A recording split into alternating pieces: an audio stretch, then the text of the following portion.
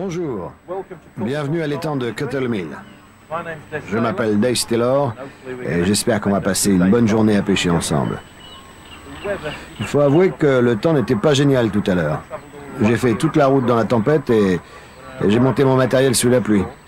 Je suis trempé comme une soupe, mais ça s'est éclairci et avec un peu de chance, il va faire beau.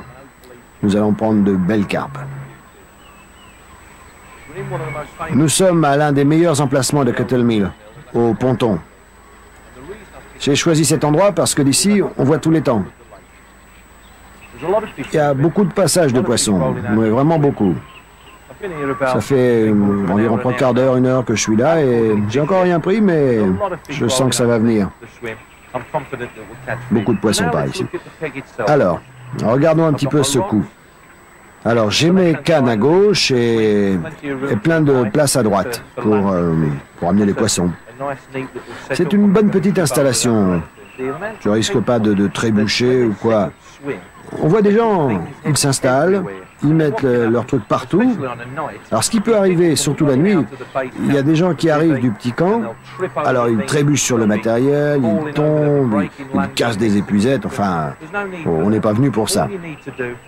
Alors, commençons par installer le matériel.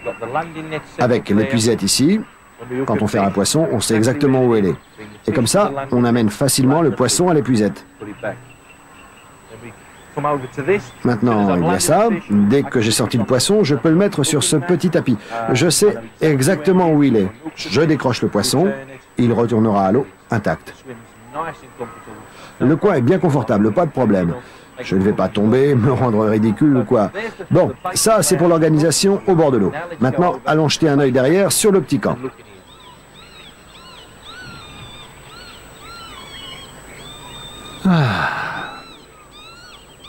Alors là, c'est confortable. C'est là que la plupart des chasseurs de records et les pêcheurs de carpes passent la majeure partie du temps. L'attente avant le coup de pêche. Alors voyons ça de plus près. Je me protège avec un grand parapluie ovale Kevin Nash. C'est le plus gros parapluie du marché. Ça a été le premier à couvrir tout le lit de camp. Autrefois, on se servait de parapluies plus petits. On se mouillait les pieds. Et pire encore, on se mouillait la tête. Le lit de camp où je suis assis est assez spécial. Il est entièrement réglable. C'est Cliff Fox qui l'a conçu. Lui-même, c'est un pêcheur. Quand on pêche sur un terrain en pente, on n'est pas bien sur un lit de camp normal, ce qu'on achète dans les magasins. Celui-ci, on peut le régler, comme ça. Pas de problème du tout. On l'adapte à la pente du terrain, vous voyez. Alors le sac de couchage, c'est un sac de couchage normal, comme on trouve partout. Dans la journée, c'est souvent utile même, hein. En été, il peut faire très froid. Et quand on vient juste faire un petit saut ici, au moins, on peut en profiter pour se mettre au chaud. Bon, à présent, parlons un peu des appâts. Alors, les bouillettes. On va parler d'abord des bouillettes industrielles. Il faut, pour commencer, dire une chose, c'est que la bouillette n'est pas simplement un appât. C'est un assortiment d'ingrédients, de goût et de couleurs, réduit en pâte et bouilli, qui devient un appât avec une enveloppe très dure, capable de résister aux gardons, aux tanches et aux brèmes. C'est tout simple. Il n'y a pas besoin d'être chimiste pour en fabriquer, ni pour les utiliser. Dans les magasins spécialisés, vous vous retrouvez devant un choix difficile de couleurs, de tailles et de parfums. Je ne peux pas vraiment vous aider pour savoir ce qui va marcher. Tout ce que je peux vous conseiller, c'est d'essayer. Testez-en plusieurs et soyez confiants dans celle que vous choisirez. Comme pour toutes les pêches, tous les montages, tous les appâts, etc., dès qu'on a confiance, on commence à prendre du poisson. Les tailles que je préfère, c'est ces deux-là. Une petite et une grosse. Très souvent, je monte ça sur un montage aux cheveux, ou ça sur un autre cheveu. Quelquefois, je prends ça comme base, avec une bouillette, une grosse bouillette par-dessus. C'est vraiment aussi simple que ça. On prend énormément de poissons comme ça depuis quelques années. Et ça va certainement durer encore longtemps. Choisissez bien vos bouillettes, leur parfum, leur couleur et ayez confiance. Mais même si elles sont très efficaces, il y aura toujours des gars qui voudront les préparer eux-mêmes. Ils ont raison. D'ailleurs, j'utilise ces bouillettes industrielles pour amorcer, mais je pêche avec celles que je fais moi-même. Alors, voyons les ingrédients. Je le répète encore, n'ayez pas peur des bouillettes, ni de tous les ingrédients nécessaires pour les préparer. N'allez pas croire qu'il faut être biochimiste ou je ne sais quoi pour fabriquer une bouillette. Non, non, non, pas du tout. Revenons à nos ingrédients de base. On trouve toutes sortes d'ingrédients maintenant dans les magasins d'articles de pêche. Et dans les livres sur la pêche de la carpe, on trouve des recettes. Tout ce qu'il faut, c'est prendre les ingrédients indiqués dans le livre et les mettre dans un sac en plastique. On secoue pour mélanger et on colore le tout. Personnellement, j'aime bien le rouge et l'orange. Pour le goût, il y a différents parfums. J'aime bien les sucrés. D'autres pêcheurs préfèrent le goût du poisson. Encore une fois, l'essentiel, c'est d'avoir confiance dans ce que vous employez pour prendre du poisson. Souvent, une fois qu'on a pris pas mal de poissons avec un parfum ou une couleur, ça commence à marcher moins bien. Alors, il faut changer de couleur ou de parfum. Ce que je fais, je prends plusieurs couleurs et plusieurs parfums. J'en mélange une certaine quantité et j'utilise ce mélange. Ça devient quelque chose d'unique, un goût d'Ace Taylor. Tout le monde peut personnaliser ses bouillettes. Prenez 3, 5 ou 10 parfums si vous voulez. Mélangez-les et vous obtenez votre goût personnalisé. Ce qui est important, c'est de mettre de l'œuf. Exactement la quantité marquée dans le livre. De pétrir ça en pâte et de faire bouillir. Si vous faites bouillir 30 secondes, ce sera un appât assez dur. Si vous faites bouillir 90 secondes, il sera très dur.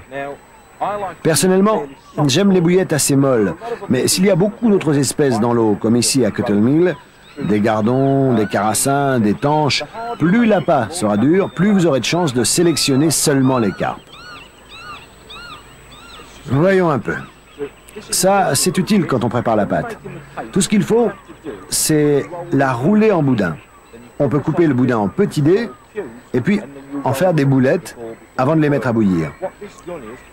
Ce pistolet à boudin, une fois qu'on a la pâte, on la met dedans, on presse et selon le diamètre de l'embout de sortie, on obtient un boudin de ce diamètre-là. On coupe en dés et ça nous donne des bouillettes exactement de la même grosseur. Il n'y a plus qu'à les rouler, à mettre dans la casserole et à faire bouillir. Moi, comme je l'ai déjà dit, j'utilise ces bouillettes industrielles comme amorce et je prépare les miennes de différentes grosseurs. Depuis celle-ci, qui est énorme, jusqu'à celle-là. Je prépare toujours plusieurs couleurs, plusieurs grosseurs, plusieurs parfums. Je leur fais confiance. Avec ça, j'ai déjà pris du poisson et j'espère que je vais en prendre aujourd'hui. Ce que je fais aussi avec beaucoup de mes bouillettes, c'est que je mets de la mousse synthétique dedans pour les faire flotter dans l'eau. En fait, je m'arrange pour qu'elles coulent, mais très lentement. La raison, c'est que quand il y a beaucoup de bouillettes au fond comme ça, celle qui porte l'hameçon sera la dernière à venir quand la carpe aspire. Quand elle avale, elle prend toutes les bouillettes. Et bien sûr, celle qui a un morceau de dacron et un hameçon, c'est celle qui va le moins vite dans sa bouche. Alors, vous préparez votre pâte, vous coupez un morceau de mousse, vous enrobez la pâte autour de la mousse et vous faites bouillir. Idéalement, la bouillette doit être équilibrée, prête à couler. Donc, elle est beaucoup plus légère que les autres. Quand le poisson arrive dessus, il aspire et cette bouillette-ci sera la première à rentrer dans sa bouche. Et voilà comment faire un poisson.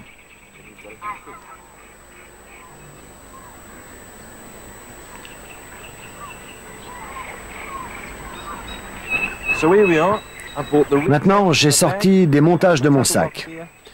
J'ai ma boîte de pêche là, j'ai mon bocal ici, et on va parler des badlings. Aujourd'hui, j'ai apporté plusieurs montages tout préparés avec l'appât. Bien sûr, normalement, je ne les apporterai pas comme ça, mais là, c'est pour vous montrer aujourd'hui. Le bocal, je l'apporte toujours. On le remplit d'eau du lac et comme ça, on peut tester les appâts pour voir comment ils vont réellement se comporter dans la même eau. Il y a beaucoup de pêcheurs qui préparent leurs appâts à l'avance. Même ceux qui veulent faire flotter ou alléger. Ils les mettent à l'eau sans savoir s'ils vont flotter. Si votre pâte est un peu trop lourde ou si vous mettez trop de pâte autour de la mousse, comme on l'a vu tout à l'heure, ça va s'enfoncer. Alors quand vous lancez, vous vous retrouvez avec un appât qui reste au fond, comme ça. Un appât qui ne se décollera pas du fond. Ou alors vous avez un appât flottant, qui ne conviendra pas non plus. Alors, apportez un bocal et juste avant de lancer, faites un essai. Ok, voyons ce montage. Ce que j'ai là, imaginez que c'est la ligne jusqu'à la canne. Hein. C'est un nœud d'arrêt qui est fait avec un fil amortisseur. Attendez, je pose ça un instant. Ce fil amortisseur, c'est du 22 livres, c'est une matière très molle. Alors, quand on en fait un nœud d'arrêt, comme il est plus mou que la ligne, il n'abîme rien. Parce qu'on ne va pas pêcher avec une ligne de 10 livres et l'amoindrir avec un matériau dur pour le nœud d'arrêt et se retrouver avec une ligne qui va casser à 5 livres. C'est pas très bon pour prendre du gros poisson. Ok, alors revenons à nos moutons. On a mis le nœud là, avec un plomb percé. Je mets un plomb pour empêcher cette perle-là de coulisser. Elle est bloquée, vous voyez. Elle ne peut pas coulisser. Ce qui va se passer, le poisson prend ça, il s'en va, et au lieu que la ligne coulisse dans la perle, elle vient buter contre le plomb et le poisson est ferré.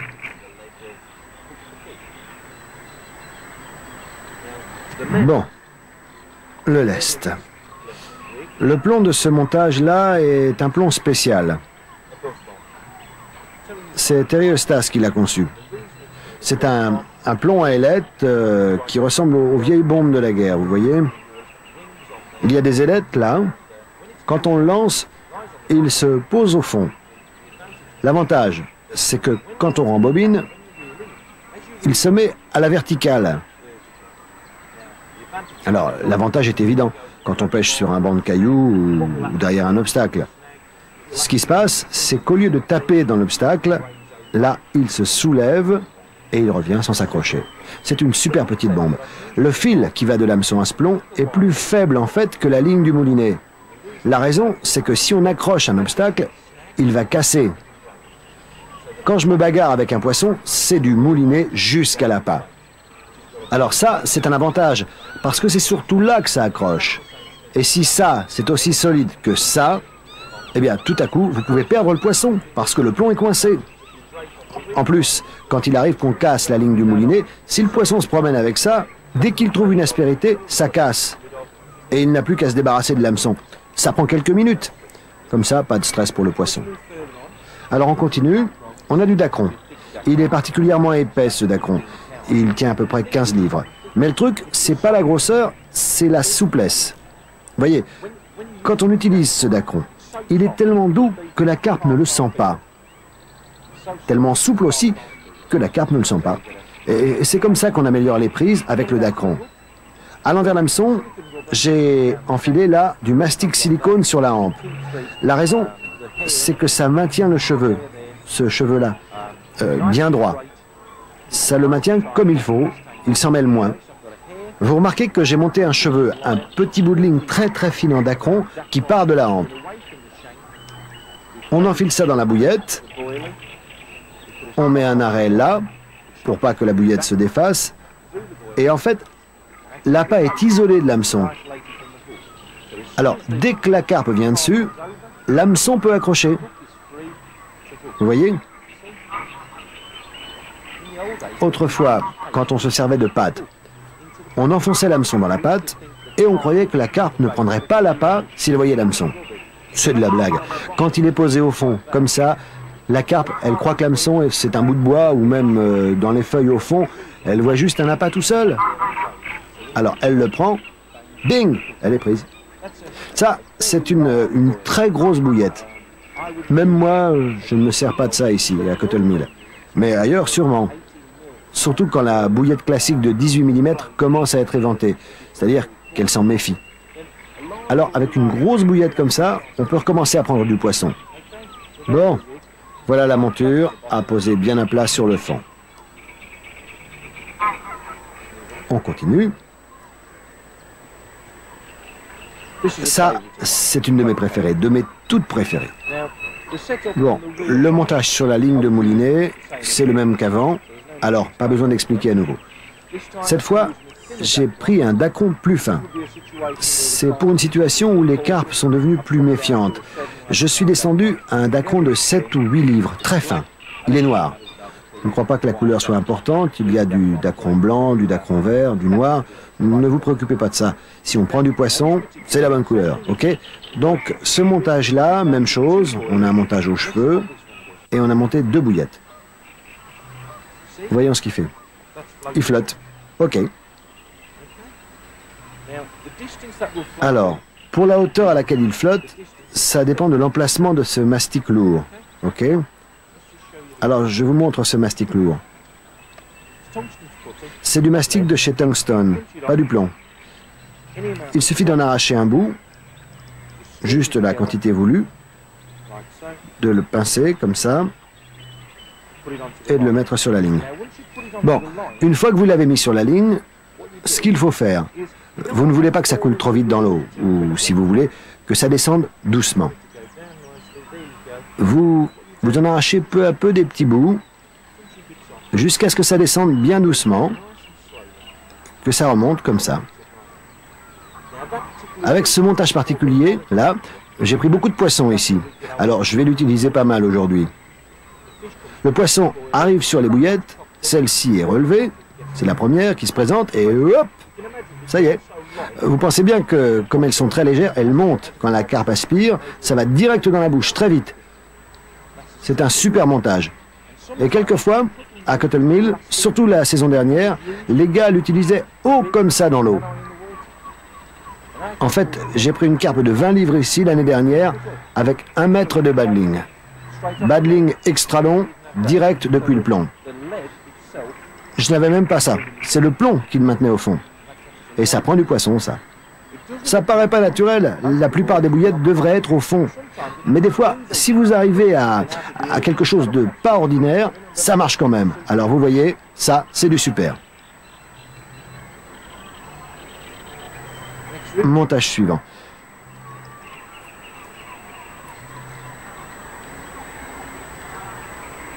Ça, c'est une potence, un paternoster. Avec la ligne encore, le nœud d'arrêt. C'est pour, dès qu'elle mord, souvenez-vous, ça tape là et elle se ferme toute seule. Parfois, on peut faire coulisser ce nœud plus haut sur la ligne. Alors, quand la carpe prend ça, elle prend l'hameçon, elle peut nager un peu, elle est en confiance, elle a touché ça, mais vous la prenez, ok? Ok, mais en général, je pêche très court. 2 plombs séparés encore, celui-ci pour que la potence ne se prenne pas dans l'émerillon, celui-là pour l'empêcher de dépasser le nœud d'arrêt. C'est une potence que j'emploie régulièrement, une potence flottante. Je l'utilise pour la carpe et pour le brochet. Ce qui se passe, quand je descends au fond, quand on lance, le plomb repose sur le fond du lac. Et ça remonte. L'avantage, en automne en particulier, il y a beaucoup de feuilles au fond. Et le montage là, ça peut s'emmêler dans les brindilles, etc. Comme ça, vous voyez. Mais avec ça qui remonte comme ça, vous voyez, ça ne peut pas s'emmêler. On peut les acheter dans les magasins d'articles de pêche. Ça s'appelle des potences flottantes. Avec l'émerillon standard, on a le dacron, un peu plus long cette fois, un peu plus long. Il faut varier. Et on en revient à la confiance. Des fois, on prend des badlings courts, des fois longs, comme celui-ci. Moi, je l'ai fait long comme ça. Celui-ci est un peu plus long. Je voulais varier. Je vais vous montrer ce qui se passe avec celui-là. Juste légèrement emmêlé. Voyons ce qui va se passer cette fois. Vous voyez celui-là? Bon, j'ai équilibré tout ça. J'ai fait des bouillettes avec de la mousse. Mais j'ai équilibré si finement que, regardez, c'est l'hameçon qui les maintient en bas. Alors, quand le poisson arrive par-dessus, l'hameçon est au fond du lac. Et les bouillettes sont au-dessus. Il ne peut pas voir l'hameçon. Bon, c'est équilibré si délicatement que l'hameçon entraîne ça au fond. Alors, vous voyez l'importance de ce bocal. On ne pourrait pas deviner ça tout de suite. Quelquefois, il faut enlever un peu d'appât, un tout petit peu. C'est un réglage très fin. Un montage comme ça prend beaucoup de poissons. Imaginez ça au fond, pratiquement en équilibre. Alors, dès que le poisson arrive au-dessus des bouillettes, waf, il l'a dans la bouche. C'est un super montage. Ça prend beaucoup de poissons. Montage suivant maintenant.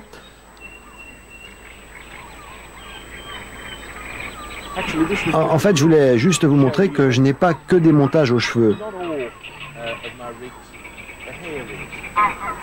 Celui-là, avec l'hameçon latéral, il peut être très efficace.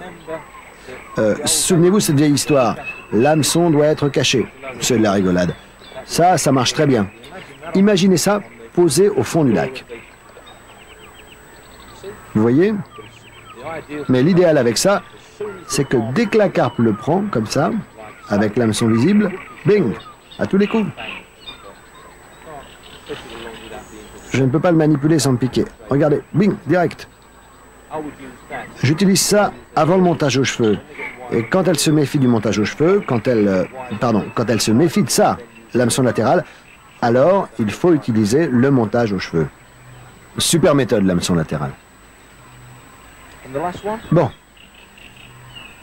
Pour le dernier, que je vous montre, pas besoin de prendre de grosses bouillettes ou des 18 mm standard. Parfois, si on appâte avec des toutes petites bouillettes, ça peut être un super montage. Là encore, c'est le même genre avec le plomb à ailettes. Je vous montre le badling, le dacron, l'hameçon. Et là, imaginez-en quelques centaines dans l'eau et cette ligne dans tout ça au fond. Super. Dès qu'elle les avale, boum, elle est prise. Ok. C'est un montage à appât multiple.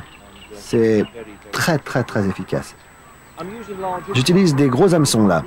Si elle se méfie, la taille diminue. Les numéros 4 et les numéros 6 permettent des ferrages fabuleux, mais bien sûr, on ne rate pas beaucoup de poissons avec un hameçon gros comme ça. Mais je diminue sur un montage comme ça, je descends jusqu'à des 8, des 10 et même des 12 pour faire ça. Pourquoi je diminue? C'est parce que quand elles sont dans l'eau, ce gros hameçon les tient au fond. Rappelez-vous ce que je dis, quand la carpe arrive dessus, elle essaie d'aspirer ses appâts. Il ne se soulève pas. Mais avec un petit hameçon, il monte, et bing, encore une carpe.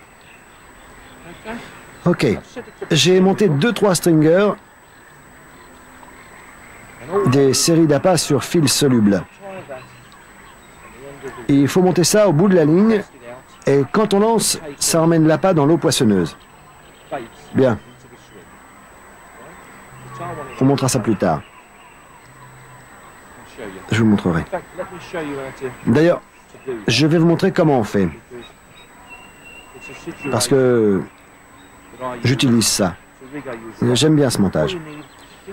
Il faut un morceau de ruban PVA, comme de la ficelle. Comme ça, une longueur, un nœud au bout. Voilà. Quelques bouillettes.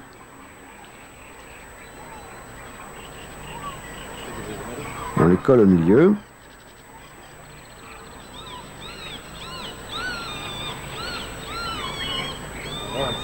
On fixe comme ça.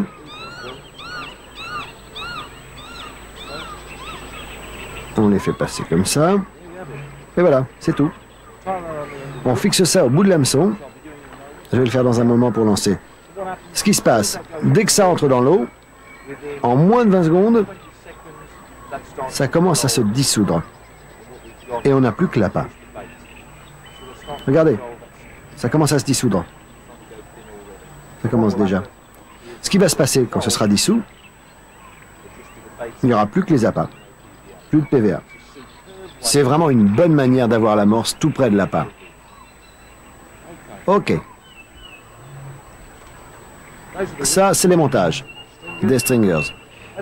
Comme je disais, il existe bien d'autres montages. Achetez un bon livre sur la carpe,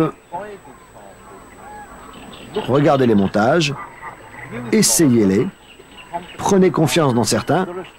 Il y en a des milliers, mais en gros, c'est cela que j'utilise partout et je prends plein de poissons. J'ai confiance dans ces montages et dans ces appâts. Bon, assez parlé, on va essayer de prendre un poisson. Stringer monté. Voilà mon bas de ligne. On attache ça comme ça. 2-3 nœuds tout simple.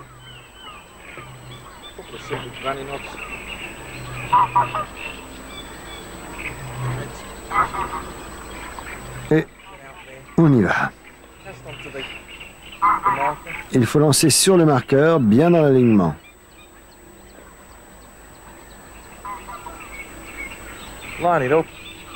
Allons-y. Voilà, parfait. C'est en plein au-dessus de l'appât.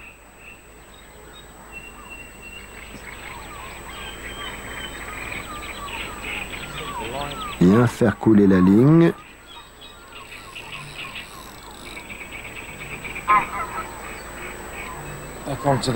On revient à la ligne. On passe le fil dans l'indicateur de touche.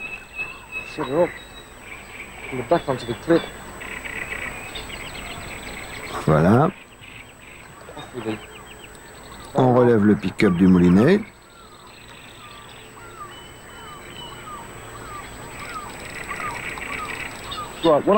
Et on arrête le fil sur un pince-fil. Maintenant, je vais vous montrer l'installation choisie pour aujourd'hui. 3 avertisseurs BTEC Vipers. La plupart des buzzers aujourd'hui se ressemblent. Ce qu'on a là, c'est un capteur de lumière. La lumière passe dedans et en passant dedans, elle vous avertit. Alors ici, on peut régler le volume selon les situations. Par exemple, on peut le monter si c'est la nuit et que vous dormez. Là, on met plus fort. On peut changer le son aussi. Ok, ça c'est l'avertisseur.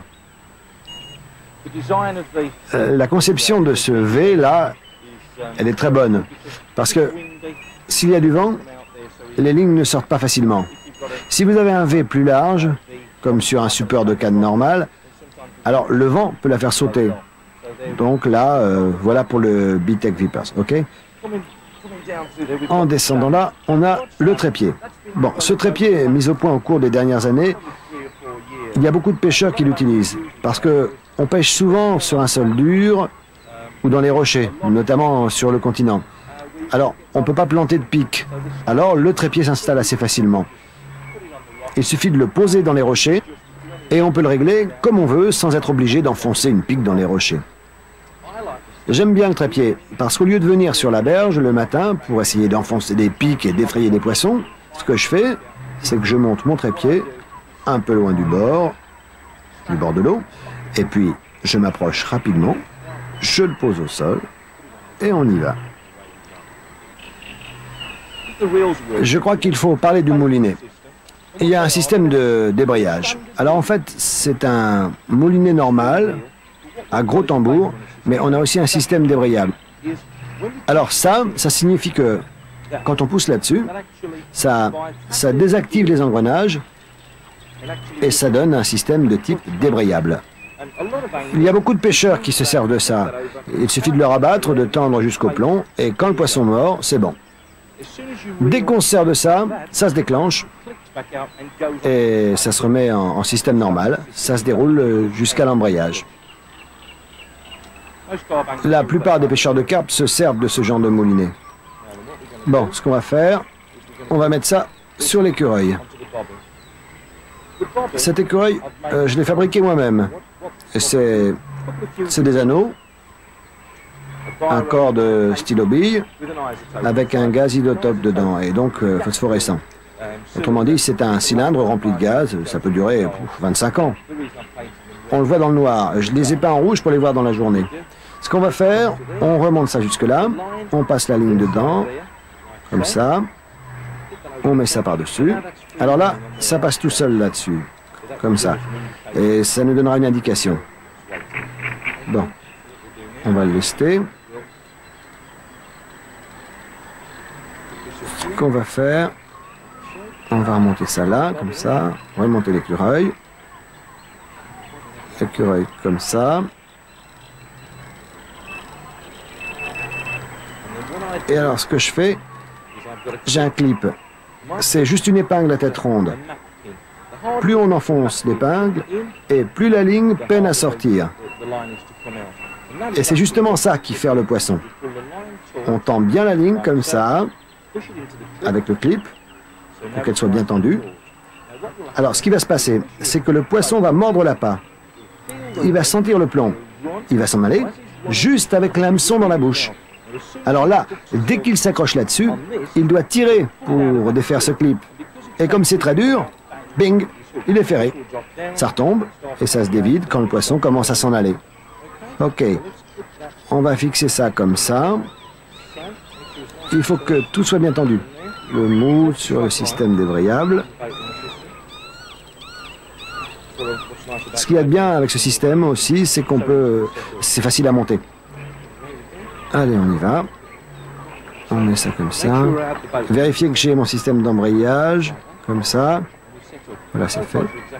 J'ai 2 cannes. C'est les mêmes, exactement. J'installe souvent 3 cannes. Dans certains endroits, on peut pêcher avec 3 cannes. Dans d'autres, comme ici, on a droit seulement à 2. Ok, j'ai sorti les amorces. Quelques petits échantillons. Jetons ça à l'eau.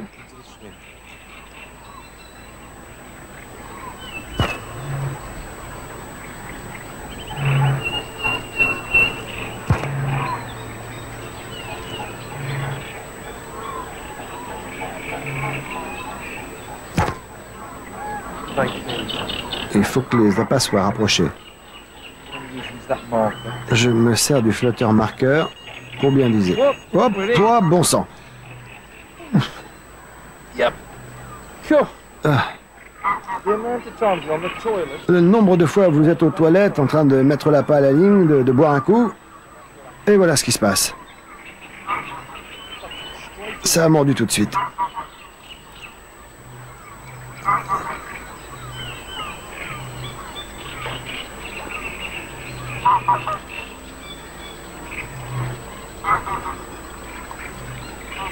Il faut qu'on se dégage de cette ligne-là.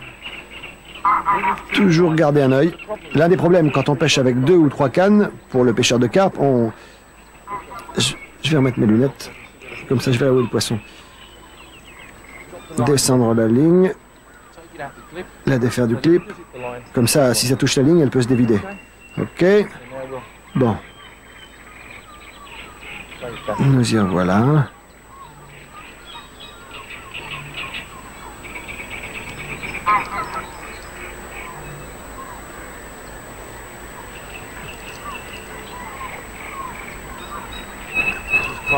Juste revenir sur la droite.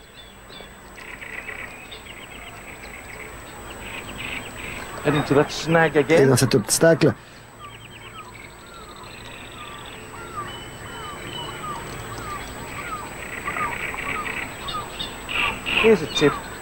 tiens, un petit truc. Je vois tellement de pêcheurs tenir le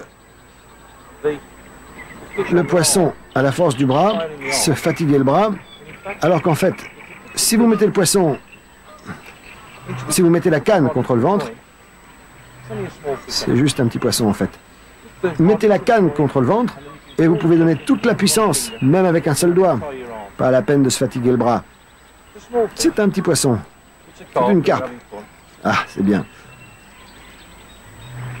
Pas besoin d'une carpe de 20 livres pour s'amuser, hein. Il y a des touches. C'est chouette, hein. Regardez ça, c'est un petit poisson. Et regardez-le plonger là. Ici, à Cottle-Mill, les poissons, c'est des bagarreurs.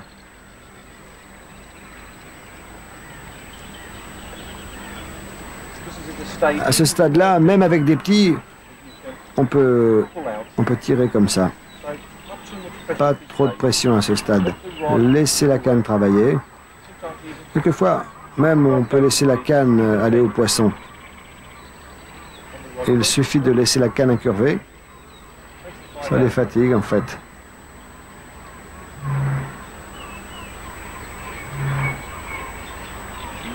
C'est une carpe miroir, je vois les écailles. Oui.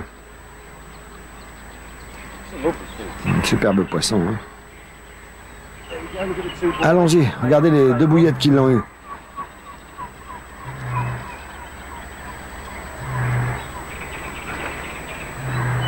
Ah, doucement, au-dessus de l'épuisette. Allez, hop.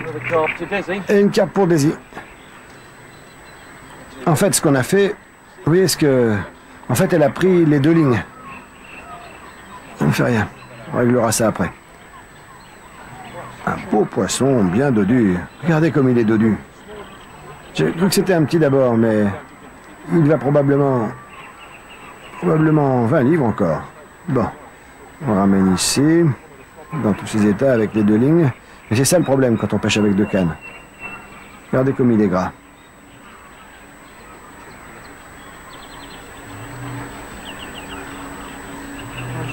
Joliment ferré. Et voilà.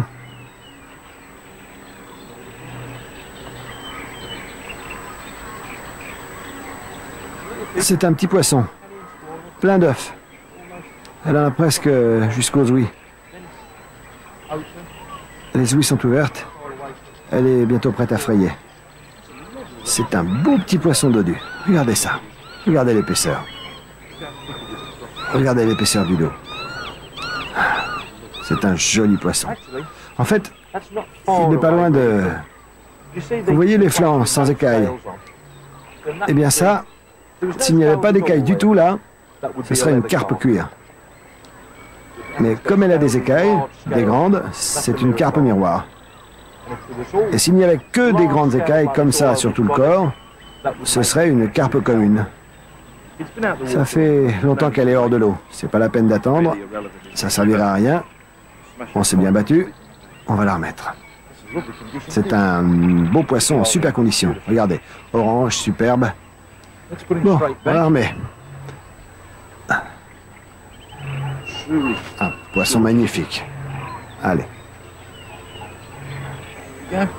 Là, on la tient bien droit. Elle est partie. Oh, attendez.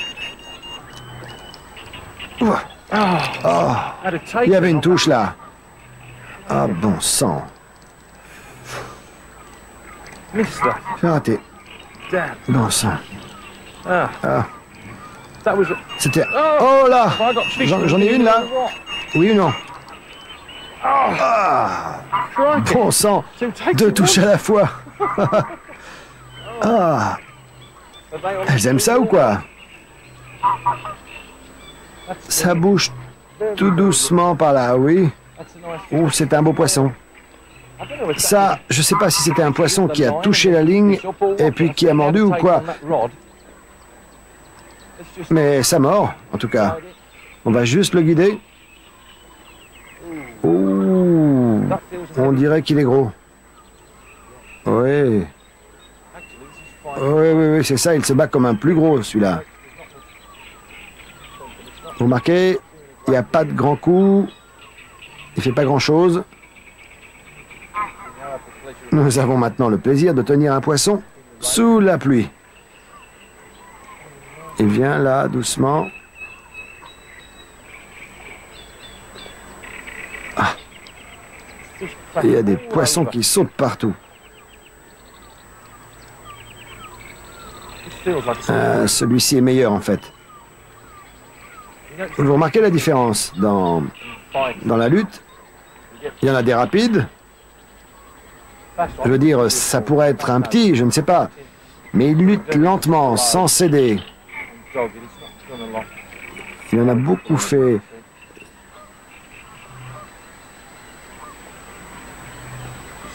Là, il tire un peu, vous voyez. Il vire lentement sur la gauche. Là, il s'agite en surface. Ouh, il avait l'air grosse la queue, hein. Écoutez ce tonnerre. Attention, c'est très bien pour pêcher. C'est dangereux quand on pêche avec des cannes en carbone, mais c'est bien pour pêcher avec ces températures. J'ai pris ce poisson assez loin et il est juste revenu doucement, tout doucement. À voir la queue, il ne fait pas 10 livres. Allons-y. Vous vous souvenez ce que j'ai dit? Avec précaution. Il tourne en rond. Oh. Il est bien agité celui-là. Regardez l'épuisette.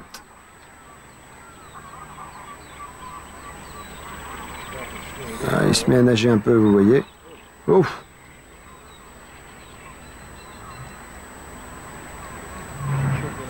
Il s'en va. Juste sous cette ligne, vous voyez. Le problème, quand on pêche avec 2 cannes, ça redescend. C'est peut-être un gros poisson. Vous voyez, il file pas comme les carpes de 10 ou 12 livres. Il est là, à marteler. Ah, ça amuse bien. C'est magique. Pour moi, il n'y a rien de mieux que ça. Quand c'est un bon poisson qui tire sur la ligne, et là c'est un bon poisson. Je viens de le voir dans l'eau en profondeur. Il est à mon autre ligne là.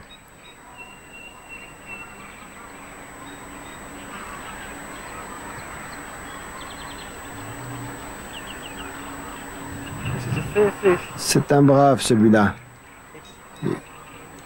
Il s'enfonce de plus en plus profond.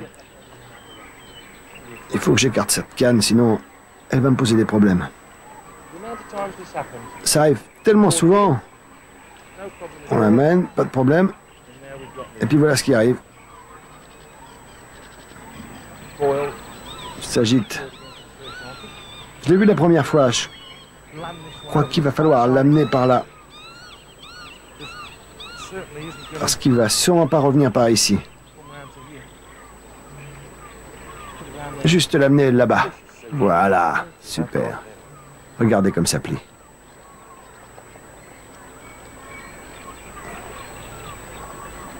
Oh là! Il veut s'en aller. Ah oui. Oh, cet orage, ça empire. Les gens veulent lutter avec des grosses carpes. C'est une drôle de lutte. En fait, vous avez un gros poids au bout. Et voilà, c'est tout ce qu'elle fait. Elle avance devant moi, c'est tout. Elle a la tête baissée. Oh, regardez, elle repart. Ah, ça, elle repart. Hein.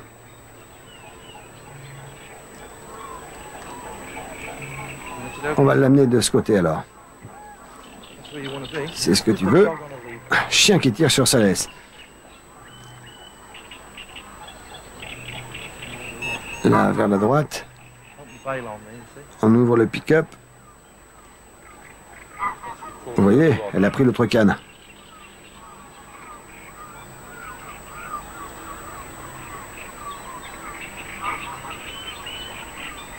Ah, on dirait qu'elle prend l'autre canne. Vous voyez ça? Il faut donner du mou. Je coupe cette ligne. Je veux récupérer le bas de ligne.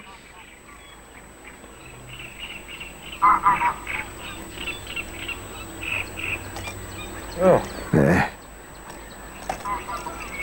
au moins, j'amène le poisson. Ah, il veut pas céder, hein. Un copain me disait que des poissons de 15-20 livres se battaient jusqu'à 20 minutes. Mais pour tout dire, je ne le croyais pas vraiment. Parce que j'ai pris des bêtes de 40 livres en moins de temps qu'il m'en a fallu pour amener celle-ci. Oh, elle va partout, hein. Elle est tout près. Qui a dit que la pêche était tranquille? Oh, ça y est. Elle vient de se montrer comme une bonne petite. Oh, la diablesse. Regardez ça, regardez ça. Elle était presque prête. Encore une fois, ça va y être. C'est quoi cette brindille dans l'eau? Faut la remonter dans l'eau. Là voilà. Oh, c'est un beau poisson ça.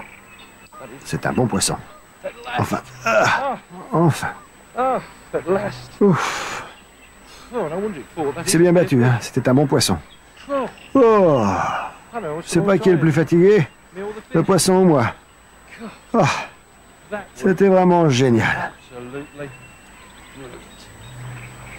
On va la peser. Voir pourquoi. Oh, c'est ce qu'on appelle une belle bête. Oh. On va poser la canne. Oh, regardez ça. Regardez ça. Un beau petit poisson qu'on a là. En fait, j'ai... Ah, il est pris dans le cartilage. Je l'ai piqué sur le côté de la bouche. Hein. Alors, je ne pouvais pas le contrôler comme je voulais. Et vous voyez, c'est un beau petit poisson. Regardez-moi ce tour de taille. Le tourner sur le côté, le maintenir sur le tapis. Le sac de pesage est déjà mouillé. On n'a pas besoin de le mouiller. Il faut régler le peson. Je crois qu'on a de la chance aujourd'hui. Je crois qu'on a un beau poisson là. Régler le peson. Voilà.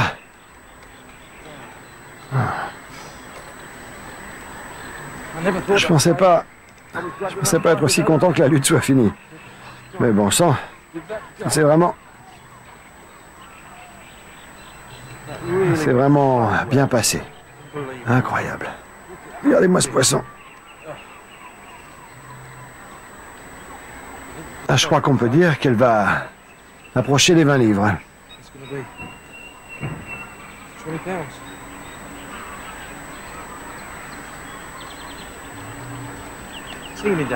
Ça pleut vraiment fort là. En fait, c'est pas mal parce que par temps doux comme ça, l'oxygène... Ouais, on y est. Elle fait 22 livres. Et même un peu plus. Wouhou! Qu'est-ce que vous en dites? Eh bien, c'est ce qu'on appelle un beau poisson. Superbe. On va mettre un peu d'eau. Là. Comme ça, pour le laver. Ah. Regardez-moi ce poisson. 22 livres, hein. Absolument incroyable. J'en espérais pas tant. Regardez donc. C'est l'une des plus grosses de Cuttle-Mill. Plus de 20 livres. C'est ce que vous cherchez tous? J'espère que vous en aurez tous. Allez, on la remet. Elle nous a donné bien du plaisir. Il faut la rejeter à l'eau. Allons-y. 22 livres. Une carpe miroir. Je vais la tenir jusqu'à ce qu'elle se remette, parce qu'elle a bien lutté. Et voilà. Voilà. Dès qu'elle agite la queue, c'est bon. Ouais. Bye bye. Ah. On va démêler tout ça. On va lancer avec ma deuxième canne. Après une grosse tempête, la pluie vient de cesser. Et après toute l'excitation de ces prises, on va voir si on peut remettre ça. Si on peut en prendre une autre carpe. Cette fois, j'ai deux stringers, comme ça, vous voyez, le normal qui part de l'hameçon et l'autre qui part de l'émerillon. C'est des amorces en plus. Elles en dévorent aujourd'hui, alors je vais leur en donner gratis autour de mon appât. Elles sont en confiance. J'aime ce type de montage, on dirait un sapin de Noël, mais ça marche. Allez, on lance. Très bien. On laisse couler au fond. Bien couler la ligne. Faut pas rembobiner et ramener le plomb. Si on lance là où on veut, il faut y rester. C'est une bonne raison d'avoir un moulinet débrayable. Vous voyez, je viens de toucher le mécanisme. Maintenant, je peux venir libérer la bobine en posant la canne en place sur son support. Défaire ça d'abord, ça y est, on y va. Comme je vous l'ai dit, il faut bien tendre le fil jusqu'au clip. Oh, écoutez ça. C'était des beaux poissons qui frayaient jusque sous les arbres là. On a de la chance d'avoir des poissons. Parce que la plupart sont au bord.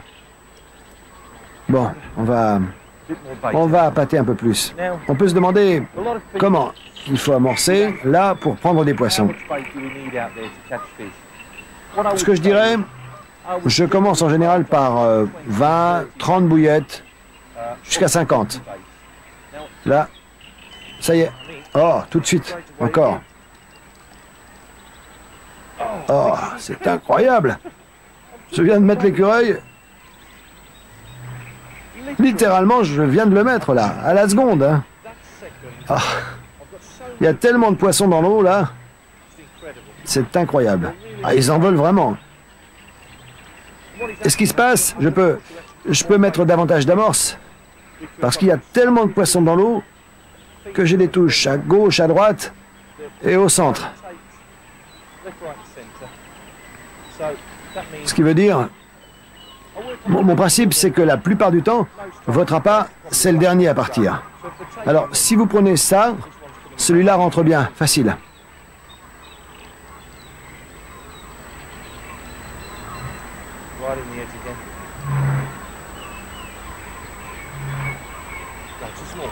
Ah, c'est un petit. Sûrement pas 20 livres. Regardez cette canne. Elle se tord. C'est vraiment pas comme celle de 20 livres, hein? Et voilà. Un autre poisson se fait avoir.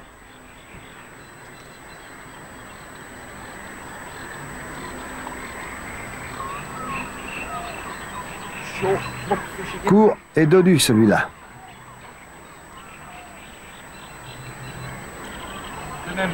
Attention, hein. La pêche à la carpe, c'est pas toujours comme ça. J'ai le lac à moi tout seul. Les poissons dévorent, il vient d'y avoir un orage. Il y a beaucoup d'oxygène dans l'eau. Ils ont bon appétit à ce moment-là. Et il ne faut surtout pas croire que c'est toujours comme ça. Sans doute un petit peu moins de 10 livres. Très joli poisson en tout cas. Et une miroir encore. Hein. Joli poisson. Encore un ventre plein d'œufs. Dorsale un peu abîmée. Joli poisson. Hop! Je l'ai presque laissé échapper. Il ne faut pas paniquer quand on en tient. Hein. Il faut le tenir fermement. Voilà. Ça, c'est une belle journée. Hein. Encore un. On sent. Il faut ajouter de l'amorce. Allez.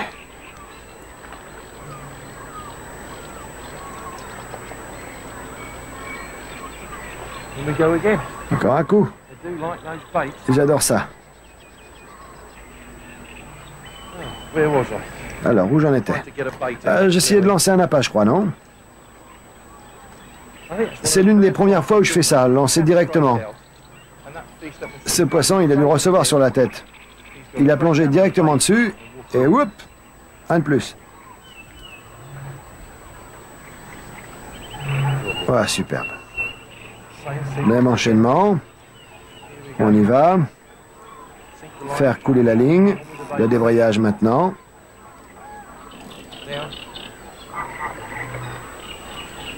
Sur le support. L'indicateur bien tendu. Le clic. Le pick-up. Bien tendre la ligne. Le buzzer. Et ça y est. Bon, et notre épuisette. Souvenez-vous ce que j'ai dit. Le matériel doit être bien rangé, comme ça. Si on a un autre poisson, on n'a pas à chercher l'épuisette ou le sac de pesée ou n'importe quoi. Je crois qu'il faudrait parler de ce qui vient de se passer ces dernières minutes. Ça a mordu 2 fois tout de suite, dont une de 20 livres. Au premier lancer, après la tempête, on a pris un autre poisson. Et il faut parler de ça parce que beaucoup de pêcheurs, des pêcheurs auraient perdu ces poissons, surtout le gros. Souvenez-vous, le gros, quand il a croisé, j'ai pris la décision de couper la ligne. J'ai récupéré le montage, parce qu'à la fin de la journée, je préfère perdre un bas de ligne ou couper une ligne que de perdre un poisson. Parce que quand il tire un plomb, c'est qu'il est pris à l'hameçon. Alors, c'est la décision que j'ai prise et ça a marché. Bon, j'ai pas paniqué quand il est passé sur les autres lignes, et quand finalement je l'ai ramené devant moi, je n'ai pas paniqué. Il y a beaucoup de pêcheurs, au bout d'un certain temps, ils veulent le mettre vite dans l'épuisette. Ils voient que c'est un gros, alors pendant quelques minutes, ils donnent de la canne. Ils veulent le mettre dans l'épuisette aussi vite que possible. Mais que ça prenne 2 minutes ou une demi-heure, à la fin de la journée, ce qui compte, c'est de l'avoir mis dans l'épuisette. C'est ce que j'ai fait. Je crois, ça vaut la peine d'en parler. Au moment de l'épuiser, si le poisson est là, il ne faut pas aller vers lui avec l'épuisette. Je vois souvent ça. Ils mettent l'épuisette comme ça, ils soulèvent, le poisson s'échappe, ils risquent même d'accrocher l'épuisette, l'hameçon traverse sa bouche, le filet se prend dedans. Là, il y a un gros problème. Il faut garder l'épuisette à portée. Voilà comment on l'amène. On amène le poisson au-dessus de l'épuisette. Il ne faut pas le poursuivre. S'il va à droite, il ne faut pas le poursuivre. Il faut ramener le poisson à l'épuisette, ok? Bon, pour revenir aux amorces, alors, comme je disais avant d'être grossièrement interrompu par un poisson, les gens demandent combien en mettre. Comme je disais, je commence avec 30, 40 ou 50 bouillettes, et je me dis que la plupart du temps, l'appât sur l'hameçon, c'est le dernier prix. Si j'ai des touches, je me dis que les amorces sont presque toutes mangées. Alors j'en remets. Bon, on en jette un peu. Lançons-les par là, un peu court. Voilà. Et après, on va parler un peu de l'eau.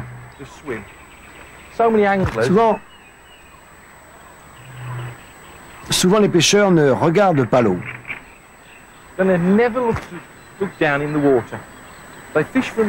Ils pêchent de la rive et ils n'essaient pas de comprendre ce qui se passe là, sous l'eau. Les meilleurs pêcheurs que j'ai connus sont ceux qui pensent à ce qui se passe sous l'eau. Bon, c'est évident ce qui se passe ici. Les poissons viennent se nourrir de nos amorces. C'est un peu plus profond ici, presque 2 mètres. 1,20 m d'un côté, 1,20 m de l'autre, et ça fait une cuvette. On a une fosse de 2 mètres. Les poissons viennent dans ce trou, ils y restent, surtout en hiver. C'est un bon secteur en hiver. Les poissons viennent là-dedans, ils y restent, ils sont là, et c'est bien poissonneux. Tout ce qu'il faut faire, c'est bien amorcer. Quand on a une prise, il faut se dire qu'il faut en mettre. On en met 10, 15 ou 20, comme on le sent. Hein. C'est l'expérience qui nous dit combien. Il suffit d'en jeter, d'attendre que ça morde. C'est exactement ce que je fais. Je vais rentrer au petit camp et on va voir si on peut en prendre encore. Je voudrais aller manger un morceau, si les poissons me permettent.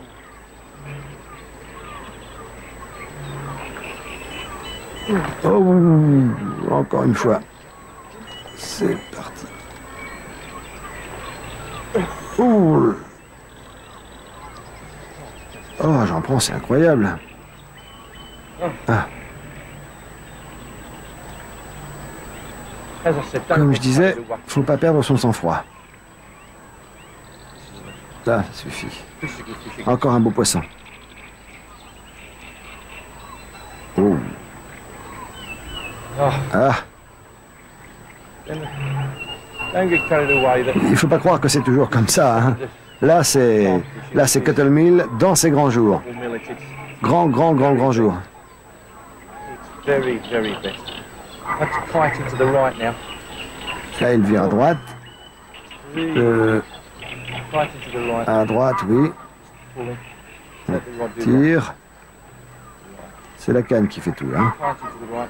Bien, il a viré à droite, il revient. Ok.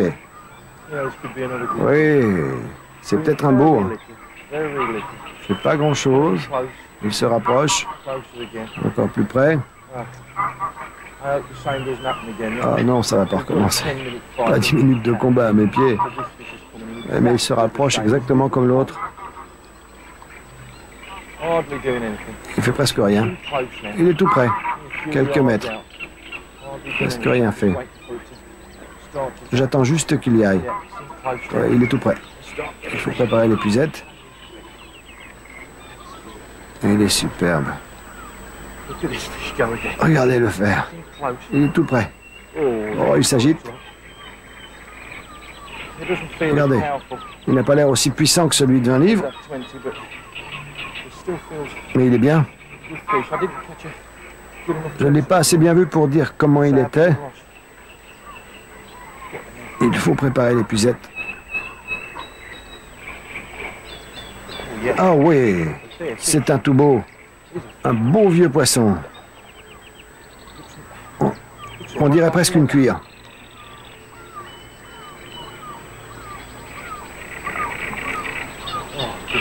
Oh, le bouillonnement.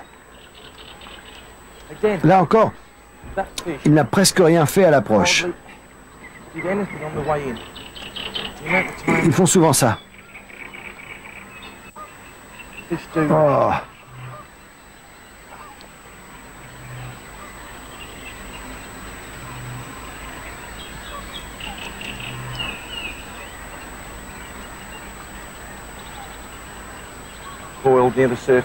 Il s'agite encore près de la surface. Vous voyez ça? Oh, c'est un brave poisson. Il faut essayer de passer par-dessus.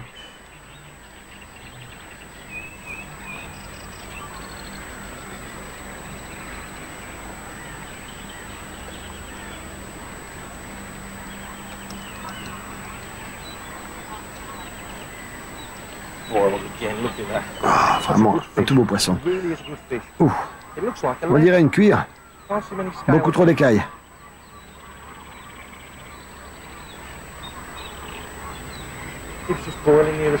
Il s'énerve près de la surface. Ah, il s'énerve encore près de la surface.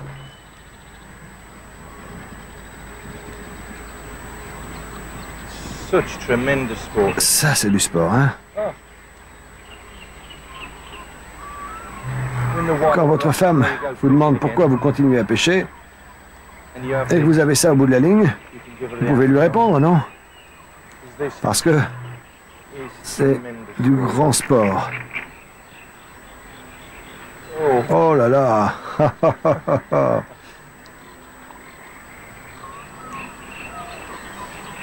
Il n'arrête pas de venir à la surface, d'éclabousser.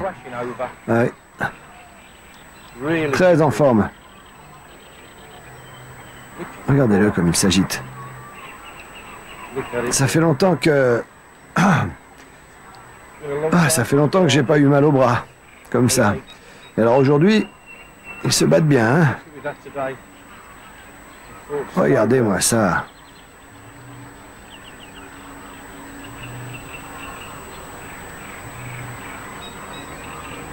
Ah, il tourbillonne encore et encore.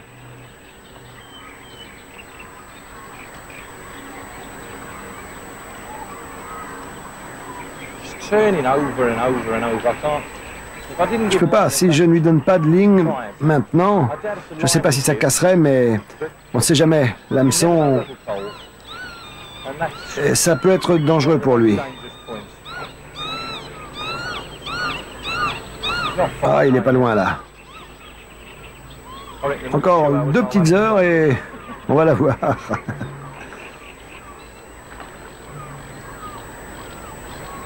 Ah. Je croyais l'avoir, et il a encore du jus. Moi aussi d'ailleurs, je suis trempé comme une soupe. Mais ça fait rien. Il faut lui donner la canne. Un peu de ligne. C'est comme ça qu'on en perd des gros bien souvent. Aussi près. Ça tourbillonne là-dessus. Et...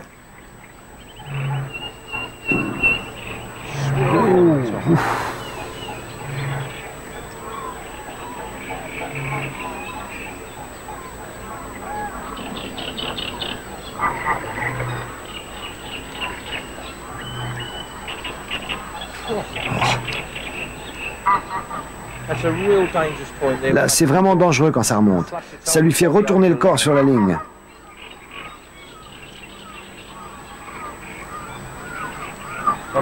Pas très loin, là.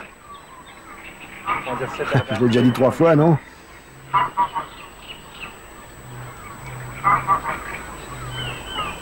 Regardez ça.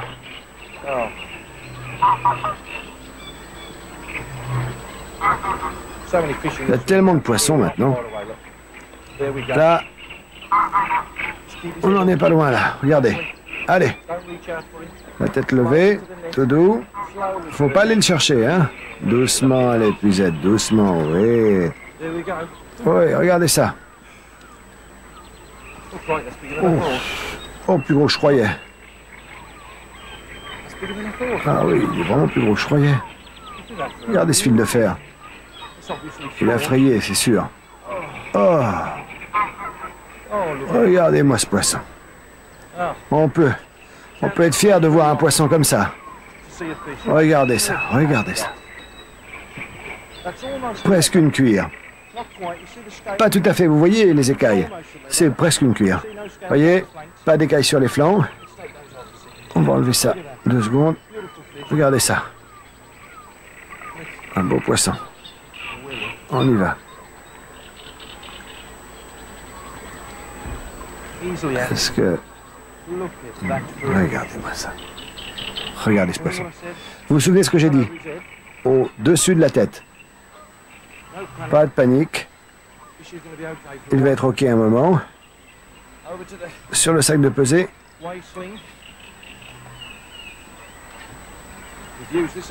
Ça fait quelques fois aujourd'hui, hein.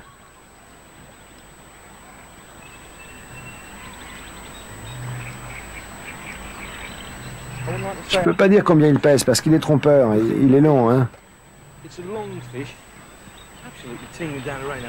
Ça dégringole la pluie, mais moi j'ai chaud, hein. Ah. Ça, c'est le paradis, hein. C'est une pêche de rêve aujourd'hui, vraiment. Ah.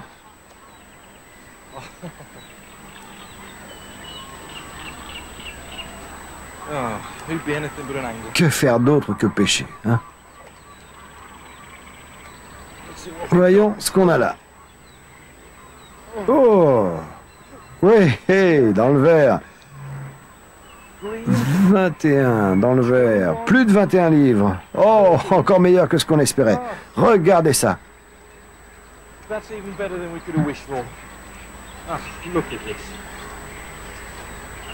2 de plus de 20 livres. Absolument. Vous voyez la différence là? La première était courte et dodue, et celle-ci est longiligne. Il faut la tenir fermement. Allez.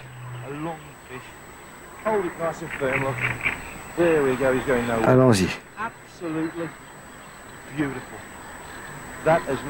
Absolument superbe, une belle journée. Ça, c'est de la pêche. On le remet.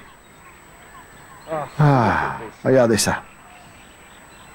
2 de 20 livres, hein. Et les autres de plus de 10. Allez, on le remet.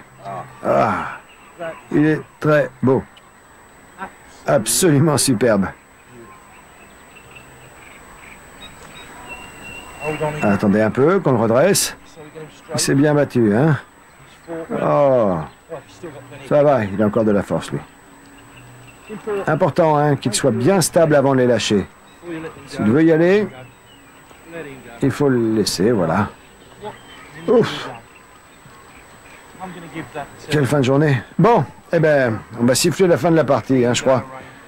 Il pleut vraiment des cordes, je suis trempé. Bon, je vais m'arrêter, mais une dernière chose. Si vous êtes au bon endroit, au bon moment, avec un bon appât, en confiance, comme je disais, un jour comme aujourd'hui, c'est possible. J'espère que vous avez appris des choses, que vous vous êtes bien amusés. Et en tout cas, à très bientôt. Au revoir.